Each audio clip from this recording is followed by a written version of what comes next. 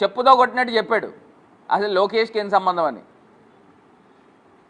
అంటే ఈ మాత్రం కూడా జ్ఞానం లేకుండా అక్కడ నిజంగా ఎన్ని ఇన్సిడెంట్స్ జరిగినాయి అంటే అండి, ఇప్పుడు ఇందులో ప్రధానంగా ప్రజలందరూ కూడా అబ్జర్వ్ చేయాల్సింది ఏంటంటే, ఇప్పుడు పైలట్స్ ఎవరైతే మీరు ఫ్లై చేస్తున్నారో వాళ్ళకి ఎంత ఫెటీగ్ వస్తుందండి. పైలట్స్ ఫెటీగ్ ఇప్పుడు నిజంగా అక్కడ ఎయిర్పోర్ట్స్లో అవుట్రేజ్ అవుతూ ఉంది, ప్రజలందరూ కూడా అవుట్ బర్స్ట్ అవుతూ ఉన్నారు. మరి ఫ్లైట్ని ఫ్లై చేసేవాళ్ళు వాళ్ళు కూడా మనుషులే కదా, మరి వాళ్ళకి ఎంత మెంటల్ పీస్ ఉండాలి.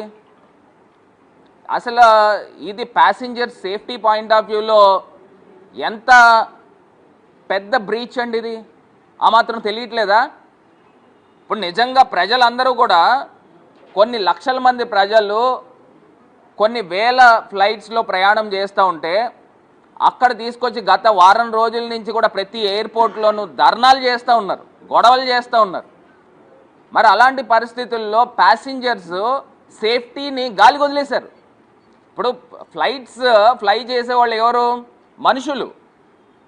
వాళ్ళు టేక్ ఆఫ్ కానీ ల్యాండింగ్ కానీ స్మూత్గా జరగాలి, ఒక మెంటల్ పీస్తో జరగాల. మరి వీళ్ళు తీసుకున్న తుగ్లక్ నిర్ణయాలు అంటే పీరియాడిక్ రివ్యూలు చేయకపోవడం వలన ఈ యొక్క డ్యామేజ్ వచ్చింది. మరి వాళ్ళకి ఎంత పైలట్స్కి ఫెటీగ్ ఎంత వస్తుందండి, వాళ్ళకి మెంటల్ టెన్షన్ ఎంత ఉంటుంది, ఆ మాత్రం తెలియట్లేదా? ఒకవేళ జరగకూడని ప్రమాదం ఏదైనా జరిగితే ఎవరు సమాధానం చెప్తారు? ఈ రీల్స్ మంత్రి సమాధానం చెప్తాడా? ఎవరు చెప్తారండి? మొన్నే అహ్మదాబాద్లో ఘటన జరిగింది, దానికి సంబంధించి ఇప్పుడు దాకా ఏముందనేది ప్రజల ముందు పెట్టాలా. అసలు కారణం ఏం జరిగింది, అసలు ఎందుకు ఫ్లైట్ కూలిపోయింది, దానికి సంబంధించిన ఆ ఘటనకు సంబంధించిన కారణాలు ఇప్పుడు దాకా పబ్లిక్ డొమైన్లో పూర్తి స్థాయిగా పెట్టాల. అది మరొక ముందే ఇవాళ తీసుకొచ్చి ఫ్లైట్ రెగ్యులేషన్స్ తీసుకుని వచ్చారు, బాగానే ఉంది. పీరియాడిక్ రివ్యూ ఏది నాయనా? ఇక్కడే కదా మీకు తెలిసిపోతుంది మీ సామర్థ్యత ఏంటనేది. అక్కడ ప్రపంచ దేశాల నుంచి రష్యన్ ప్రెసిడెంట్ భారతదేశంలో ఉంటుండగా మరి ఇంత దారుణమైన ఇన్సిడెంట్ భారతదేశ ఎయిర్పోర్ట్స్ అన్నీ కూడా జరుగుతూ ఉన్నాయి. అంటే భారతదేశం పరువు పోయినట్టు కాదా ఈ యూజ్లెస్ మినిస్టర్ వలన, ఇన్కాంపిటెంట్ మినిస్టర్ వలన? కేవలము అందులోని తెలుగోడంట, సిగ్గు కూడాను. ఇన్కాంపిటెన్సీ ఇక్కడ ఏంటనేది క్లియర్గా కనబడతా ఉంది. ఇంకా ఇప్పటిదాకా ఇవన్నీ కూడా రెగ్యులేట్ అవ్వడానికి ఇంకొక వారం 10 రోజులు పడుతుంది. మళ్ళీ ఇంకోటి ఏంటనుకున్నారు, ఎవరైతే ఇప్పుడు ఈ ఆర్డర్ ఇచ్చిన సివిల్ ఏవియేషన్ మినిస్ట్రీ మళ్ళీ ఆర్డర్ వెనక్కి తీసుకొని ఫిబ్రవరి దాకా టైం ఇస్తూ ఉన్నారు. అంటే ఇప్పుడు ఒక రకంగా ప్రైవేట్ వాళ్ళు, ఇండిగో ఎయిర్లైన్స్ వాళ్ళు బెట్టి చాకరీ అంటారు, మన పూర్వం రోజుల్లో గొడ్డి చాకరీ అని వినేవాళ్ళం. ఆ రకంగా గొడ్డి చాకరీ చేయిస్తూ ఉన్నారు. ఎంత దారుణమైన ఇన్సిడెంట్ అంటే వాళ్ళకి రెస్టింగ్ పీరియడ్ వారం రోజుల్లో చూసుకుంటే 36 గంటల మట్టుకు ఇస్తున్నారు. ఇందులో ఇంకొక దారుణమైన అంశం ఏంటో చెప్పమంటారా? ఇందులో ఎవరైనా వాళ్ళు లీవ్ తీసుకున్నారు అనుకోండి, ఒక పర్సనల్ లీవ్, కానీ ఆ లీవ్ కూడా 36 గంటల్లోకి మినహాయించేస్తారు. ఇప్పుడు వాళ్ళకి ఏదైనా ఒక అర్జెన్సీ వచ్చి ఒక 2 రోజుల్లో 3 రోజుల్లో లీవ్ పెట్టారనుకోండి, ఈవెన్ పైలట్స్ కానీ క్రూ కానీ ఎవరైనా కానీ వాళ్ళు వారం రోజుల పాటు గొడ్డు చాకరీ చేసేయాలి. వాళ్ళకి ఆ 36 అవర్స్ వర్తించదు. ఇది అందరూ కూడా గుర్తుపెట్టుకోవాల్సిన అంశం. అంటే ఇంత దారుణంగా మరి రామ్మోహన్ నాయుడు గారు ఈయన మంత్రి కింద ఉంటూ ఈ రకమైన కార్యక్రమం చేస్తూ కేవలం మిస్టేక్ ఏంట్రా అంటే లైట్గా తీసుకున్నాడు. పీరియాడిక్ రివ్యూ చేయకపోవడము ఇది ప్రధానమైన లోపం. నెంబర్ 2, ఫేజ్డ్ మేనర్లో ఇంప్లిమెంట్ చేయాలి. మీరు ఇంప్లిమెంట్ చేసేదేదో ఫేజ్డ్ మేనర్లో ఇది కంప్లీట్ అయిన తర్వాత నెక్స్ట్ ఫేజ్ తర్వాత నెక్స్ట్ ఫేజ్. మీరు సంవత్సరంన్నర టైం ఇచ్చారండి ఈ ఎఫ్డిటిఎల్ నార్మ్స్ని ఫాలో కావాలి అని చెప్పి.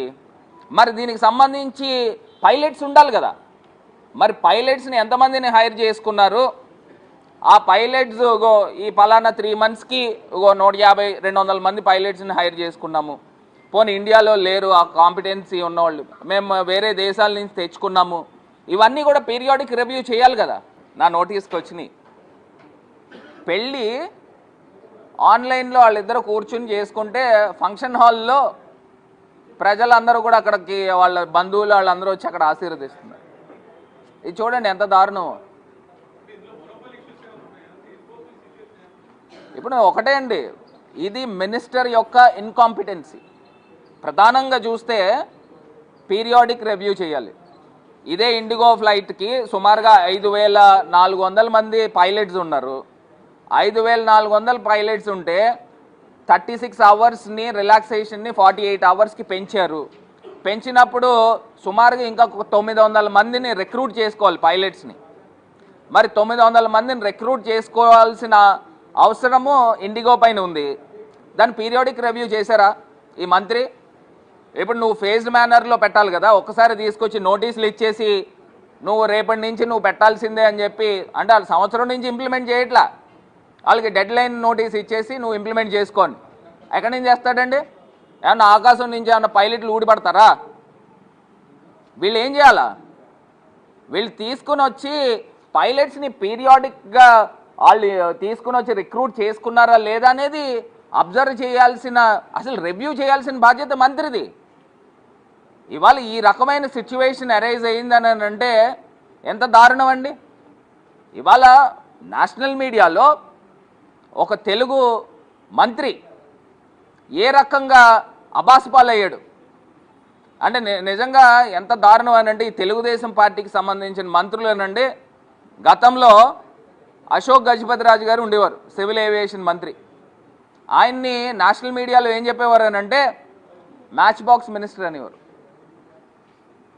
మ్యాచ్ బాక్స్ మినిస్టర్ అనేవారు అంటే డైరెక్ట్గా ఫ్లైట్స్లో మరి మనకు తెలీదు. నేషనల్ మీడియాలో నేను చెప్పే మాట, పలు షోస్లో మాట్లాడిన మాటలు. ఇదే రామ్మోహన్ నాయుడు ఎంత దౌర్భాగ్యం అండి. నిజంగా అక్కడేమో అహ్మదాబాద్లో ఫ్లైట్ క్రాష్ అయిందా? ఆ ఫ్లైట్ క్రాష్లోనేమో కొన్ని వందల మంది చనిపోయారా? అక్కడ ఆ పర్టికులర్ క్రాష్ స్పాట్కి వెళ్ళి వీళ్ళ వెనకాల సోషల్ మీడియా టీం వచ్చి ఫోటోలు తీసుకుంటున్నారు, వీడియోలు చేస్తున్నారు, రీల్స్ పెడతా ఉన్నాడు అతను అఫీషియల్ హ్యాండిల్స్లో. నిజంగా పబ్లిక్ నుంచి విపరీతమైన వ్యతిరేకత వస్తే ఆ రీల్ డిలీట్ చేశాడు. ఈయన దేనికున్నాడండి మంత్రి కిందన? రామ్మోహన్ నాయుడు దేనికున్నాడండి? ఈ రకమైన దారుణాతి దారుణమైన పొజిషన్స్ నిజంగా ఎంత బాధాకరం అని అంటే, ఇవాళ ఇండిగో ఫ్లీట్, అది కూడా చెప్తున్నానండి, ఇండిగోకి ఉన్న ఫ్లీట్ 434 ఫ్లీట్ ఉంటే 128 డెస్టినేషన్స్ నడుపుతూ ఉంటే సుమారుగా 2,300 సర్వీసెస్ ప్రతిరోజు కూడా నడుపుతూ ఉన్నారు. అందులో 2,300 సర్వీసెస్లో 5,400 మంది పైలట్స్ ఉన్నారు. నిజంగా బెట్టి చాకిరీ అంటారు. ఇప్పుడు ఒక్కొక్క పైలట్ ఒక్కొక్క ఫ్లైట్ కనీస పక్షాన డొమెస్టిక్గా రోజుకి 4 నుంచి 5 డెస్టినేషన్స్కి వెళ్తూ ఉంటాయి. అంటే ఆ పైలట్స్తో ఏ రకంగా వెట్టి చాకరీ చేస్తున్నారు చూడండి. 2,300 సర్వీసెస్లో 5,400 మంది పైలట్స్, అంటే 1:2 రేషియో ఉన్నది.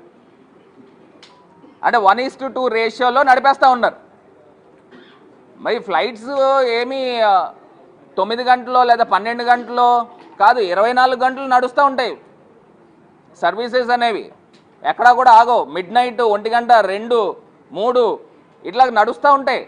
కానీ వీళ్ళకున్న పైలట్స్ స్ట్రెంగ్త్ చూస్తే నాకున్న సోర్సెస్ ప్రకారం తీసుకుంటే 5,400 మంది ఉన్నారంట.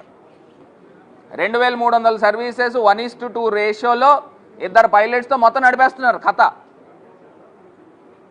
అంటే ఇంత దారుణమైన సిచ్యువేషను, పొజిషను ఇవాళ మన భారతదేశంలో ఉందండి. భారతదేశంలో దియోపోలి, అటు ఇండిగో, ఇక్కడ ఎయిర్ ఇండియా. ఇండిగో స్టేక్ ఎంత అంటే 60%, 60% అదే రకంగా మన ఎయిర్ ఇండియా చూస్తే 30%. అంటే 90% పైచిలకు ఎయిర్ కేవలం ఇండిగో, ఎయిర్ ఇండియా. దీనివలన ఏమవుతుందండి, ప్రయాణికుల దగ్గర నుంచి మోనోపాలీ చేస్తారు.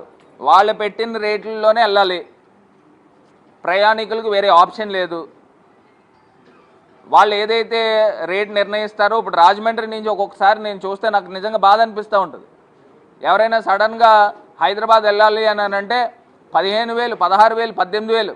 దీనికంటూ ఒక రెగ్యులేషన్ లేదు, నిలువు దోపిడీ. అదే నిజంగా ఒక 3-4 సర్వీసెస్ ఉంటే, స్పైస్ జెట్టో లేదా ఇంకోటో సర్వీసెస్ ఉంటే ఏమవుతుందండి, ప్రయాణికుడికి ఆప్షన్ ఉంటుంది. ఎప్పుడు కూడా ప్రయాణికులకి ఎప్పుడు కూడా భారతదేశంలో ఎలా ఉండాలంటే వ్యవస్థ ప్యాసింజర్ ఫ్రెండ్లీ ఉండాలి. ఇది మోనోపాలీ చేయడం ఏంటండి?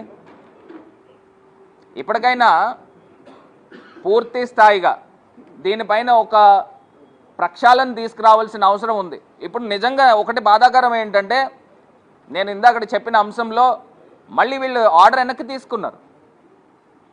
వీళ్ళకి ఇంకా మళ్ళీ రిలాక్సేషన్ పెంచి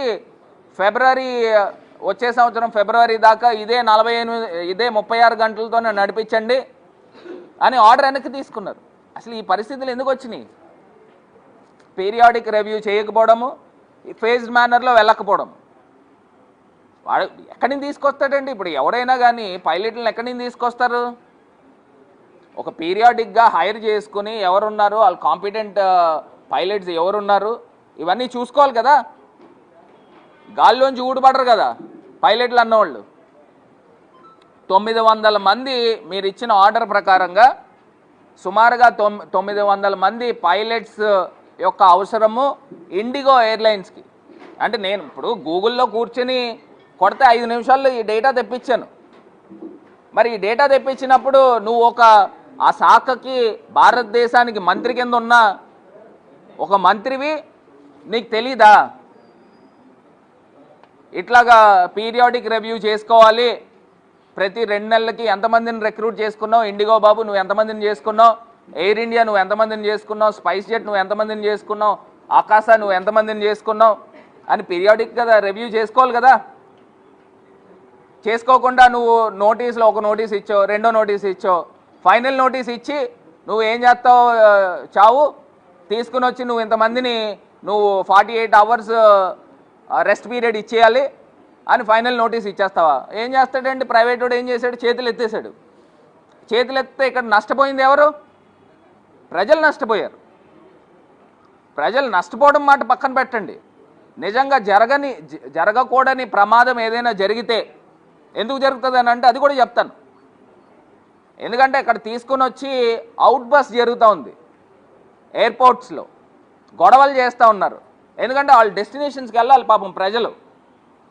ఇప్పుడు ఈ పైలట్ ఏం చేస్తాడండి? అతను కూడా మనిషే కదా, అతనికి మెంటల్ పీస్ ఉండాలి. ఫ్లైట్ని ప్రశాంతంగా ఫ్లై చేయాలి, టేకాఫ్ చేయాలి, ల్యాండింగ్ చేయాలి. మరి అతనికి ఒక రకమైన స్ట్రెస్లోకి వెళ్ళిపోతాడు, పానిక్ అవుతాడు. ఎవరైనా కానీ, జనరల్గా నేనైనా కానీ మీరైనా కానీ ఎవరైనా కానీ అక్కడ ఉన్న సిచ్యువేషన్ని అవుట్ బస్ చూస్తూ ఉంటే పానిక్ అవుతారు.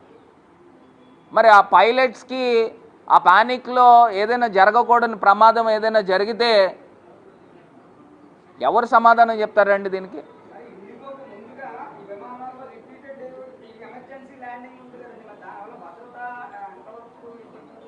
ఏదండి ఎమర్జెన్సీ?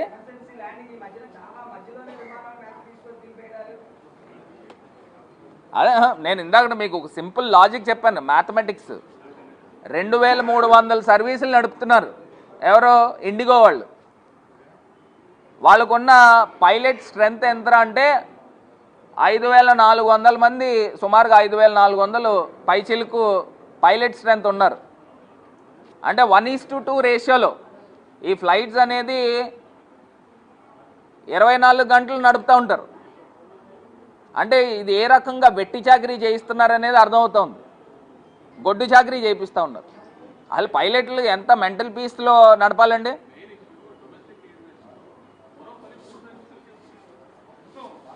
నేను అది కూడా చెప్తున్నా. ఇప్పుడు 3 సర్వీసులు కాదు, 2 సర్వీసులు ఉన్నాయి. 1 ఇండిగో, 2 ఎయిర్ ఇండియా. అంతే 2 ఉన్నాయి. మోనోపోలీ అనేది రెండే, ఇద్దరే చేస్తున్నారు, డ్యూఓపోలీ చేస్తూ ఉన్నారు. ఈ రకమైన పరిస్థితులు నిజంగా ఇప్పటికైనా కళ్ళు తెరవండి. కళ్ళు తెరిచి అసలు ముందర దీన్ని రెగ్యులేట్ చేయడానికి నాకు తెలిసి ఇంకొక వారం 10 రోజులు పడుతుందేమో. ఇంకా ఫ్లైట్స్ క్యాన్సిల్ అవుతూ ఉన్నాయి. నిన్నటికి నిన్న 650 ఫ్లైట్లు క్యాన్సిల్ అయింది అండి. కేవలం ఇండిగో గురించి మాట్లాడుతూ ఉన్నా. ఈ 650 ఫ్లైట్లు క్యాన్సిలేషన్ మాట పక్కన పెట్టండి, ఎన్ని ఫ్లైట్స్ ఎన్ని గంటలు డిలే అయినాయో మీరు ఆలోచన చేసుకోండి. దీన్ని పక్కన పెట్టి దీంతో పాటు మిగతా ఎయిర్లైన్స్ వాళ్ళు ఏం చేస్తున్నారనంటే దీన్ని అవకాశంగా అదునుగా తీసుకుని ఫ్లైట్ రేట్లు పెంచేస్తున్నారు. 25,000 30,000, కొన్ని ప్రాంతాల్లో నిన్న చూస్తే కోయంబత్తూరుకు చూస్తేనంట 70,000 ఉందంట. అంటే ఈ రకంగా మనీని మింట్ చేస్తూ ఉన్నారు, ప్రజల దగ్గర నుంచి దోచుకుంటూ ఉన్నారు. అసలు ఫ్లైట్స్కి రెగ్యులేషన్ ఉండదా అండి? ఫ్లైట్ ప్రైసింగ్ కంట్రోల్ రెగ్యులేషన్ ఉండదా అండి? ఇప్పుడు ఇన్ని కిలోమీటర్లకి ఇంత ప్రైస్ పెట్టాలి, దీనికన్నా ఎక్సెస్ పెట్టకూడదు. ప్రధానమంత్రి గారి యొక్క నినాదం ఏంటండి? ఆమ్ ఆద్మీకి వెళ్ళాలి, ఆమ్ ఆద్మీ ఫ్లైట్ హవాయి జహాజ్ ఎక్కాలి, హవాయి చప్పల్ పహన్నే వాళ్ళ హవాయి జహాజ్ కే ఊపర్ వెళ్ళాలి అనేది ఆయన యొక్క నినాదం. అంటే హవాయి చెప్పులు వేసుకున్నవాడు ఫ్లైట్లు ఎక్కి స్థాయికి వెళ్ళాలి అని చెప్పేసి ఆయన నినాదం. మరి ఇవాళ ప్రధానమంత్రి గారి యొక్క నారాని తూట్లు పొడిచే వ్యక్తి ఎవర్రా అని అంటే ఇలాగా ఇన్కాంపిటెంట్ మంత్రులు ఉంటే ఈ రకమైన పరిస్థితులు ఉంటాయి.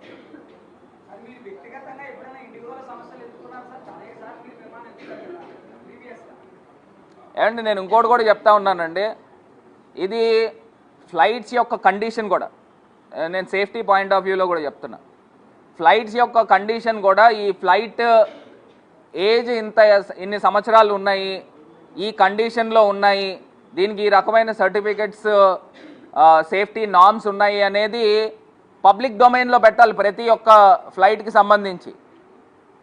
ఎందుకంటే కొన్ని ఫ్లైట్స్ నేను చూస్తూ ఉంటాను, ఆ పైన ఇంటీరియర్స్ గురించి మనం చెప్పగలుగుతాం, బయట ఎక్స్టీరియర్ గురించి చెప్పలేము. కొన్ని ఏమవుతాయంటే క్యాబిన్స్ వదిలేస్తూ ఉంటాయి, అవి కొన్ని పని చేయవు. తిరుపతి వెళ్ళాలి ఫ్లైట్, నా ఫ్లైట్ డిలే అయింది. ఇది పక్కన పెడితే నేషనల్ మీడియా, భారతదేశంలో ఉన్న ప్రజలందరూ కూడా కోడే కూస్తూ ఉన్నారు. అందరూ కూడా ఈ మంత్రి ఇమ్మీడియట్గా రిజైన్ చేయాలి అని చెప్తా ఉన్నారు.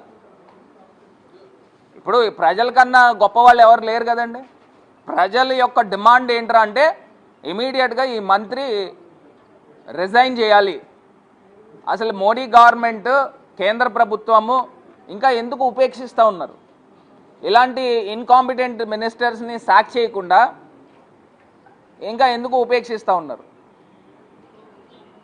ఇది పబ్లిక్ దగ్గర నుంచి వచ్చిన ఆ రివోల్ట్ని మీరు ఇమీడియట్గా ఆనర్ చేస్తూ ఈ మంత్రి రెసిగ్నేషన్ అయినా తీసుకోండి, లేకపోతే మంత్రినైనా తొలగించండి.